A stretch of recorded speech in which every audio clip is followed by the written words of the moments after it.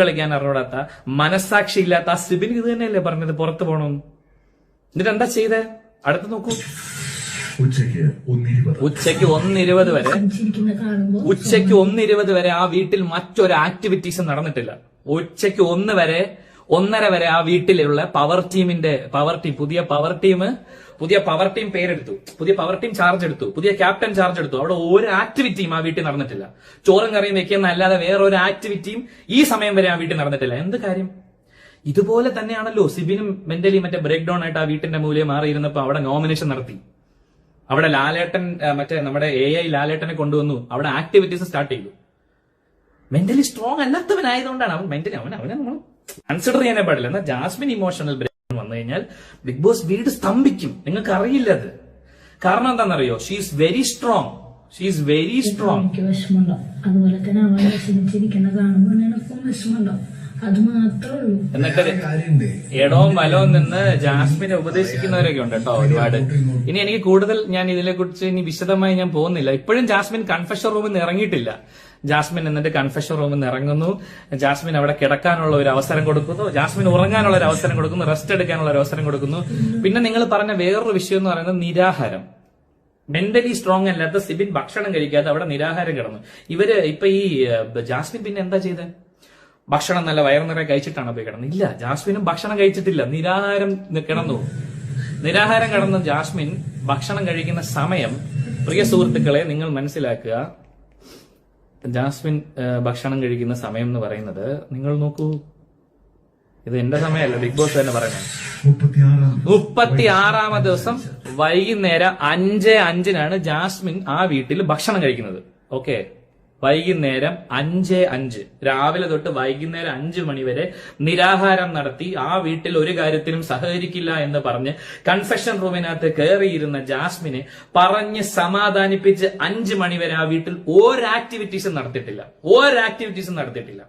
എന്നിട്ട് 5:05 അവരെ എന്താ കൺഫെഷൻ റൂമിനകത്ത് സംസാരിച്ചത്? എന്താണ് സംസാരിച്ചത്? നമുക്കറിയില്ല. എന്താ നിങ്ങൾ കാണുന്ന, ഞാൻ മാത്രമല്ല, ബിഗ് ബോസ് ഹൗസിൽ നിന്ന് പുറത്തിറങ്ങിയ കണ്ടസ്റ്റൻസ് അഭിജിത്ത് ആണെങ്കിലും ഗബ്രി ആണെങ്കിലും പറയുന്നു നിങ്ങൾ കാണുന്നത് എഡിറ്റഡ് വേർഷൻസ് ആണ്. അപ്പൊ എന്താ നടന്നത് അവിടെ? എന്താ സംഭവിച്ചത് അവിടെ? നിങ്ങൾ പറ.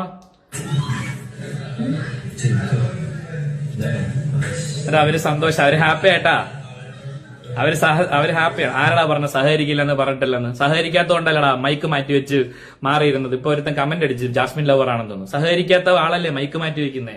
സഹകരിക്കാത്ത ആളല്ലേ ലിവിംഗ് റൂമിൽ വന്നിരിക്കാത്തത്? അതിന്റെ അർത്ഥം സഹകരണം എന്നാണോ സഹോദര? അല്ല, അവര് സ്ട്രോങ് ആണ്. അത് സ്ട്രോങ് മനസ്സിലായില്ലേ? പിറ്റേ ദിവസമാണ് നിങ്ങൾക്ക് ഒരു ഗുരുവില്ലായിരുന്നു. എക്സാക്ട്ലി എന്നെ ഉറങ്ങാനാണ് പറഞ്ഞത് ഡോക്ടർ. ഞാൻ ഒന്നും പറയുന്നില്ല, ഞാൻ പറയാം. 36ാമത്തെ ദിവസം വൈകുന്നേരം 5:20 വരെ ആ വീട്ടിൽ ഒരു ആക്ടിവിറ്റി നടന്നിട്ടില്ല. 5:20 വരെ ആ ആക്ടിവിറ്റിയിൽ എന്താ നടന്നത്? ആ വീട്ടിൽ എന്താ ആക്ടിവിറ്റി നടന്നത്? 5:20 വരെ ഒന്നും നടന്നിട്ടില്ല. എന്നാൽ മെന്റലി സ്ട്രോങ് അല്ലാത്ത, ഒട്ടും ഗെയിം കളിക്കാൻ അറിഞ്ഞൂടാത്ത, മനസ്സാക്ഷി ഇല്ലാത്ത ആ ഒരു വൃത്തികെട്ടവനായിട്ടുള്ള സിബിൻ എന്ന് പറഞ്ഞൊരു കണ്ടസ്റ്റന്റ് അവിടെ വിഷമിച്ച് ആ മുക്കി പോയി ബീം ബാഗിൽ ഇരുന്ന സമയത്ത് ഇവിടെ നോമിനേഷൻ നടക്കുന്നു. ഇവിടെ 50ാമത്തെ ദിവസത്തിന്റെ സെലിബ്രേഷന്റെ ഭാഗമായിട്ട് AIയിൽ ലാൽ സാർ വരുന്നു. അങ്ങനെ വീട്ടിലെ ആക്ടിവിറ്റീസ് ഒക്കെ നടക്കുന്നു. എന്നാൽ സിബിൻ ആ മൂലയിൽ വിഷമിച്ച് മാറിയിരിക്കുന്നതുകൊണ്ട് ഇവിടെ ആർക്കും ഒരു പ്രശ്നമില്ല. നേരെ മറിച്ച് ജാസ്മിൻ എന്ന കണ്ടസ്റ്റന്റ് വിഷമിച്ച് മാറിയിരുന്നപ്പോൾ, അത് എന്ത് കാരണം കൊണ്ടെന്ന് പോലും അറിയില്ല അവർക്ക്, അവര് തന്നെ ചെയ്ത കാരണമാണ് കേട്ടോ. ജനങ്ങളുടെ അഭിപ്രായം എന്ന് പറഞ്ഞ് അടിച്ചേപ്പിക്കുന്ന സാധനമല്ല, അവര് തന്നെ ചെയ്ത ഒരു കൺഫ്യൂഷൻ കാരണം. വേട്ടയാടേണ്ട എന്തിനാ? ഞാൻ ജാസ്മിനെ പറഞ്ഞെടുത്തോട്ടെ. അപ്പൊ അങ്ങനെ ഒരാള് മാറിയിരുന്നപ്പോ, അവരൊരു വിഷമം കൊണ്ട് മാറിയിരുന്നപ്പോ ആ വിഷമം തീർക്കുന്നത് വരെ ആ വീട്ടിലുള്ള 19 പേർക്കും ഒരു വിലയില്ല. ജാസ്മിനാണ് അവിടെ എല്ലാം. മനസ്സിലായോ? ഞാൻ പറഞ്ഞു വരുന്നത് മനസ്സിലായോ? ഞാൻ ഇപ്പൊ പറയുന്നത് ഒരു ദിവസത്തെ ഒരു കണ്ടന്റ് മാത്രമാണ്. അതായത് എപ്പിസോഡ് 37 ഒരു കണ്ടന്റ് മാത്രം എടുത്താൽ ഞാൻ പറയുന്നത്. ഞാൻ എനിക്ക് ജാസ്മിനോട് ഒരു ഹേറ്റഡും ഇല്ല. ഞാൻ വീണ്ടും എടുത്തെടുത്ത് പറയാം, എനിക്ക് ജാസ്മിനോട് ഒരു വെറുപ്പുമില്ല. ഞാൻ ആ വീട്ടിൽ നിന്ന് അവസാനമായി കൺഫെഷൻ റൂമിലിരുന്ന് നോമിനേഷൻ ഡേയിൽ ഞാൻ പറഞ്ഞത് ഇതാണ്: എനിക്ക് ജാസ്മിനോടും ഗബ്രിയോടും എനിക്ക് ആരോടും ഒരു എതിർപ്പില്ല. എനിക്ക് എതിർപ്പ് പുറത്തുള്ള മറ്റു ചിലരോടാണ്. ഞാൻ വളരെ ക്ലിയർ ആയിട്ട് ഞാൻ വീട്ടിൽ നിന്ന് പറഞ്ഞിട്ടാണ് ഞാൻ ഇറങ്ങിയത് അവിടെ.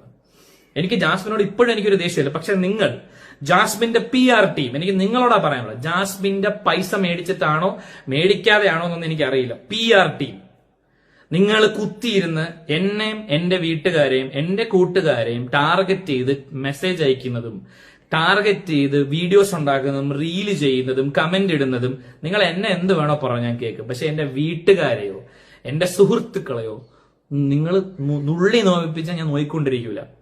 അപ്പൊ എനിക്ക് ഈ PR ടീമിൽ അംഗങ്ങൾ ആരാണെന്നൊന്നും എനിക്കറിയില്ല. നിങ്ങൾ ആരാണ്, നിങ്ങൾ എന്താണെന്നൊന്നും എനിക്കറിയില്ല. എനിക്ക് ആകെ അറിയാവുന്നത് നിങ്ങൾ ആർക്ക് വേണ്ടിയാണോ ഈ പരിപാടി, ഈ ആർക്ക് വേണ്ടിയാണോ ഈ മൂന്നാംകിട പരിപാടി കാണിക്കുന്നത്, എനിക്ക് അയാളെ അറിയാവൂ. അപ്പൊ അതുകൊണ്ട് ഞാൻ അയാളുടെ ഗെയിമിനെയാണ് പറയുന്നത്. ഞാൻ അയാളുടെ പേഴ്സണലായിട്ട് അയാളുടെ ഒരു കാര്യത്തെ ഞാൻ ഇവിടെ ചൂണ്ടിക്കാണിക്കുന്നില്ല. അയാൾ ഗെയിമിൽ എന്താ ചെയ്യുന്നതെന്നാണ് ഞാൻ പറയുന്നത്.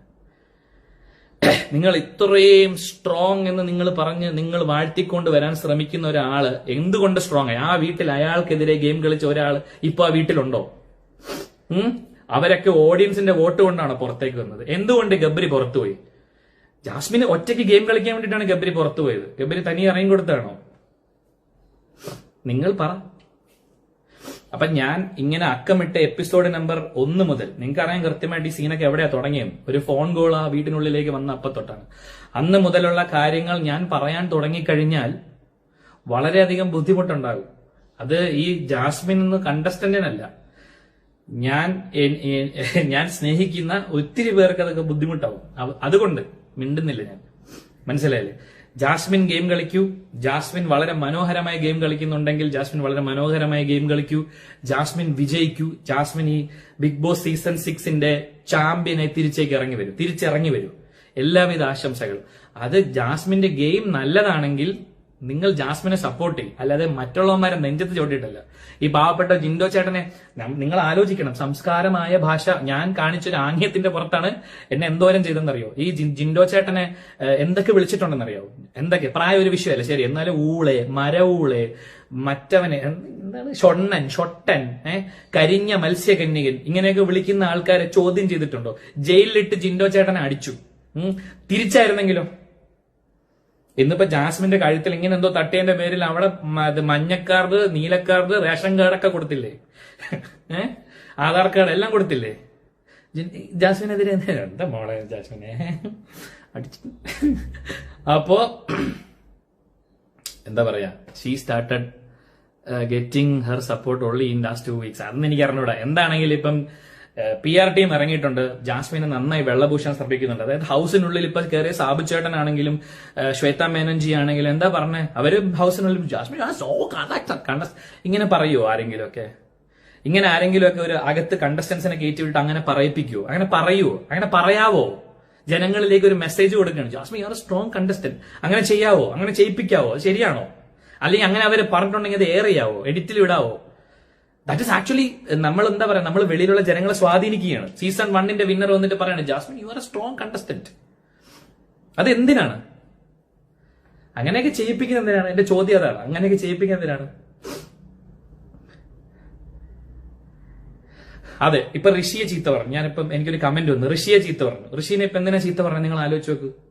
അടി വിടി എന്നൊക്കെ വിളിച്ചെന്ന് പറയും. എടി എന്ത് പിന്നെ നടിമാരെ നടി എന്നല്ലാതെ പിന്നെ നമ്മൾ എന്ത് വിളിക്കും? അപ്പൊ എടിന്നല്ല നമ്മളിപ്പോ എന്താ വിളിക്കുക? എടി ഇപ്പൊ ഇവിടെ ആരാ എടിന്ന് വിളിക്കാത്ത ആരാ ഉള്ള വീട്ടില്? ഇപ്പതാ ഞാൻ പ്ലേ ചെയ്ത വീട്ടിൽ ജാസ്മിൻ എന്താ വിളിച്ച ജിൻഡോനെ? നിങ്ങൾ ജാസ്മിനെ സ്നേഹിക്കുന്നുണ്ട്, എനിക്ക് ഒരു കുഴപ്പമില്ല സഹോദരന്മാരെ, സുഹൃത്തുക്കളെ. പക്ഷെ മറ്റുള്ള ഒരാൾ നെഞ്ചത്ത് ചവിട്ടിയിട്ട് ആവരുത് എന്ന് എനിക്ക് പറയാനുള്ളൂ. ഓക്കെ, ജാസ്മിൻ വിന്നർ ആവുന്നതിൽ എനിക്ക് സന്തോഷമേ ഉള്ളൂ. ജാസ്മിൻ വിന്നർ ആവുകയാണെങ്കിൽ എനിക്ക് സന്തോഷമേ ഉള്ളൂ. എനിക്കൊരു കുഴപ്പമില്ല. Because for me Bigg Boss is over. എനിക്ക് ബിഗ് ബോസ് തീർന്നു. ഞാൻ ബിഗ് ബോസ് നിന്ന് പുറത്തേക്ക് വന്ന നിമിഷം തൊട്ട് തന്നെ എനിക്ക് ബിഗ് ബോസ് കഴിഞ്ഞു. പിന്നെ ഒബ്വിയസ്ലി നമ്മൾ പുറത്തിറങ്ങുമ്പോൾ ആൾക്കാർ സംസാരിക്കുമ്പോഴും ഇന്റർവ്യൂവിൽ പോകുമ്പോഴും അവർക്ക് തന്നെ അറിയാവുന്ന ബിഗ് ബോസ് വഴിയാണ്. അപ്പൊ അവർ ബിഗ് ബോസിന്റെ ചോദ്യങ്ങളെ ചോദിക്കും, ഞാൻ അതിനെ ഉത്തരം പറയാൻ പറ്റുള്ളൂ. അല്ലാതെ ഞാൻ ഈ ജാസ്മിനെതിരെ ഗ്രഡ്ജും പിടിച്ചുകൊണ്ട് എനിക്ക് അതിന് മാത്രമൊന്നും ഇല്ല. ആ കുട്ടിയുടെ അടുത്ത് ഞാൻ പറഞ്ഞില്ലേ, എന്റെ മേഖല വേറെയാണ് സഹോദര. ബിഗ് ബോസ് കഴിഞ്ഞു. എനിക്കിനി എന്റർടൈൻമെന്റ് അതാണ് എന്റെ മേഖല. അത് നല്ല വൃത്തിയായിട്ട് അന്തസ്സായിട്ട് ഞാൻ ചെയ്യാൻ ശ്രമിക്കുന്നു. അപ്പൊ അങ്ങനെ ഞാൻ ചെയ്യാൻ ശ്രമിക്കുന്ന സമയത്ത് നിങ്ങളെപ്പോലുള്ള PR ടീമുകൾ ദയവ് ചെയ്ത് എന്റെ അടുത്ത് വന്നിട്ട് എന്നെ ചീത്ത പറയുന്ന പരിപാടി നിർത്തുക. അത് എന്നെ നിങ്ങൾ പറഞ്ഞാലും ചിലപ്പോൾ ഞാൻ കണ്ണടയ്ക്കും. പക്ഷെ എന്റെ വീട്ടുകാരെയോ എന്റെ മകനെയോ എന്റെ കൂട്ടുകാരെയോ പറഞ്ഞാൽ ഞാൻ നോക്കിക്കൊണ്ട് നിൽക്കില്ല സഹോദരന്മാരെ, ഞാൻ റിയാക്ട് ചെയ്യും. ഇനി അക്കമിട്ട് എപ്പിസോഡ് നമ്പർ 7 മുതൽ പറയാനാണ് നിങ്ങൾ ഇതിന്റെ അടിയിൽ വരുന്ന കമന്റ്സ്. അതിനാണെങ്കിൽ അക്കമിട്ട് തന്നെ പറയും. PR ടീം സഹോദരങ്ങളെ, ജാസ്മിൻ ചേച്ചി ജയിപ്പിക്കാൻ നോക്ക്. വെറുതെ എന്റെ അണ്ണാക്കിട്ട് കുത്തം വരല്ലേ കേട്ടാ. അപ്പോ എല്ലാവർക്കും സന്തോഷം, സമാധാനം. എന്റെ തിരുവനന്തപുരം അണ്ണാ, നിങ്ങളൊക്കെയാണ് എന്റെ പ്രചോദനം അണ്ണാ. Thank you. അപ്പൊ എല്ലാവർക്കും താങ്ക് യു. എന്താ പറയാ, ഒന്നും പറയാനില്ല. അപ്പോ ഇനിയും എപ്പിസോഡിന്റെ ബാക്കിയുണ്ട്, നിങ്ങൾ ഇരുന്ന് കാണണം. ഹോട്ട്സ്റ്റാറിലുണ്ട് എപ്പിസോഡ്. 37 കണ്ടാ നോക്കിയാൽ നിങ്ങൾക്ക് അറിയാം എന്താണ് അവിടെ നടന്നതെന്നൊക്കെ കൃത്യമായിട്ട് അറിയാം. ഒരു പ്രാവശ്യമല്ല, ഒന്നിൽ കൂടുതൽ പ്രാവശ്യം നടന്നിട്ടുണ്ട്. മനസ്സിലായില്ലേ? ഡെയിലി എത്ര പ്രാവശ്യം, ഒരാഴ്ചയിൽ എത്ര പ്രാവശ്യം കൺഫെഷൻ റൂമിൽ ജാസ്മിൻ പോകുമെന്നും ജാസ്മിന് വരുന്ന എഴുത്തുകൾ എന്താണെന്ന് എനിക്ക് അറിഞ്ഞൂടാ. ചിലപ്പോൾ ബാറ്ററി നേരെ നിരിക്കൂ, അല്ലെങ്കിൽ ഡ്രസ്സ് വരാൻ വൈകും എന്നുള്ള മെസ്സേജ് ഒക്കെ ആയിരിക്കും. എന്തായാലും ജാസ്മിന് മാത്രമേ അവിടെ ലെറ്ററുകൾ വരാറുള്ളൂ. ഇങ്ങനെയുള്ള കാര്യങ്ങളും കൂടെ ഞാൻ പറയണം. പിന്നെ വീക്കെൻഡ് എപ്പിസോഡ് ഡയറക്ടറിനോടാണ് എനിക്ക് പറയാനുള്ള സഹോദര, ഈ ബിഗ് ബോസിന്റെ വീക്കെൻഡ് എപ്പിസോഡ് ഡയറക്ടർ താങ്കളുടെ പാർഷ്യാലിറ്റി, താങ്കളുടെ സ്വാർത്ഥ താല്പര്യം എത്രത്തോളമാണെന്ന് കൃത്യമായി എന്റെ തെളിവുണ്ട്. ഇയാൾ ഒരാളുമായി സംസാരിച്ച കോൾ റെക്കോർഡ് അല്ലെങ്കിൽ ഇയാൾക്ക് കിട്ടിയ ഇൻഫർമേഷൻസ് ഇയാൾ എത്ര രീതിയിൽ ഉപയോഗിച്ചു എന്നെനിക്ക് കൃത്യമായ തെളിവുകൾ എന്റെ ഉണ്ട്. ഞാൻ അതൊന്നും പുറത്ത് വിടാതിരിക്കുന്നത് ഇയാളെ കരുതിയിട്ടല്ല. ആ ഷോനെ ഡിപ്പെൻഡ് ചെയ്ത് 100-300 പേര് ജോലി ചെയ്യുന്നുണ്ട്. അവരെയൊക്കെ ഓർത്തിട്ടാണ്. മനസ്സിലായില്ലേ? നിങ്ങൾ ഒരുത്തൻ കിടന്ന് അവിടെ കാണിക്കുന്ന ഇത് തെമ്മാടിത്തരത്തിന് അനുഭവിക്കുന്ന അവരൊക്കെ ആയിപ്പോ. അതുകൊണ്ട് ഞാൻ മിണ്ടുന്നില്ല. മനസ്സിലായില്ലേ? നിങ്ങൾ ഈ കണ്ടസ്റ്റൻസ് സെലക്ട് ആവുന്നതിന് മുന്നേ ഇൻസ്റ്റാഗ്രാമിൽ പോയി ഫോളോ ചെയ്യുന്ന പരിപാടിയും തിരിച്ച് ഫോളോ ചെയ്യുന്ന പരിപാടിയൊക്കെ എനിക്കറിയാം. ഒരു ബിഗ് ബോസ് സീസണിൽ ആ കണ്ടസ്റ്റന്റ് സെലക്ട് ആവുന്നതിന് മുന്നേ തന്നെ ഇൻസ്റ്റാഗ്രാമിൽ ഈ പറയുന്ന വീക്കെൻഡ് എപ്പിസോഡ് ഡയറക്ടർ അവരെ ഫോളോ ചെയ്യും. ഇത് കുറെ കാലമായിട്ട് നടക്കുന്നുണ്ട്. സീസൺ 4 തൊട്ടൊക്കെ നടക്കുന്നുണ്ട്. എന്നിട്ട് അവർക്ക് വേണ്ടിയിട്ടുള്ള പരിപാടികൾ വീക്കെൻഡ് എപ്പിസോഡിൽ ഡിസൈൻ ചെയ്യുന്ന സഹോദര. പിന്നെ പറയും ഞാൻ ഒറ്റയ്ക്കല്ലല്ലോ, എന്റെ കൂടെ കുറെ പേരുണ്ട്. ചുമ്മാതിരിക്കുക. നിങ്ങൾ 10 കണ്ടന്റുമായിട്ട് വരും. 10 കണ്ടന്റ്. അതിൽ ഏത് കണ്ടന്റ് വേണം വേണ്ട എന്ന് തിരഞ്ഞെടുക്കാൻ മാത്രമേ അവർക്ക് അവകാശമുള്ളൂ. ഈ 10 കണ്ടന്റും താങ്കളുടെ തലച്ചോറിനാണ് വരുന്നത്.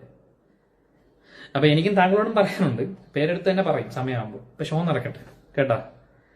അപ്പൊ എല്ലാം പറഞ്ഞ പോലെ ഗായ്സ്, എനിക്ക് ചോദ്യങ്ങളൊക്കെ വന്നിട്ടുണ്ട്. ചോദ്യങ്ങൾക്ക് ഉത്തരം കൊടുക്കാം. ബ്രോസെൻ മുല്ലപ്പൂ ഗ്രൂപ്പ് ലിങ്ക് ഞങ്ങൾ പണി കൊടുക്കാം. വേണ്ടത്, അവര് ജീവിച്ചു പോട്ടെ, അതിന്റെ ഒരു ആവശ്യമില്ല. ജിൻഡോ ചേട്ടൻ നടുപടി.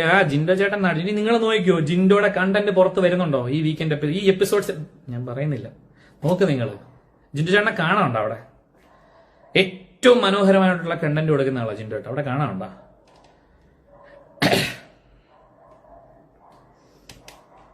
അപ്പൊ ശരി എന്നാ, എല്ലാം പറഞ്ഞ പോലെ. ഇനിയിപ്പോ എനിക്ക് ഒരുപാട് കോൾ വരും ഈ ലൈവിന്റെ പുറകെ, ഒരുപാട് കോൾസും വരും. ഞാൻ മിണ്ടാണ്ടിരുന്ന, എനിക്ക് ആരോടും ദേഷ്യമില്ല. ജാസ്മിൻ PRT നിങ്ങളാണ് എന്റെ വാദർപ്പിച്ചത്. കാരണം എനിക്ക് സമാധാനമില്ല ബ്രോ. നിങ്ങൾ അയച്ച കമന്റും പരിപാടികളൊക്കെ സ്ക്രീൻഷോട്ട് വരുന്നത് ഇങ്ങനെയൊക്കെയാണ് വരുന്നത്. ഭയങ്കര ബുദ്ധിമുട്ടുണ്ട്. എന്നാ എനിക്ക് കോൾ വന്നു തുടങ്ങി.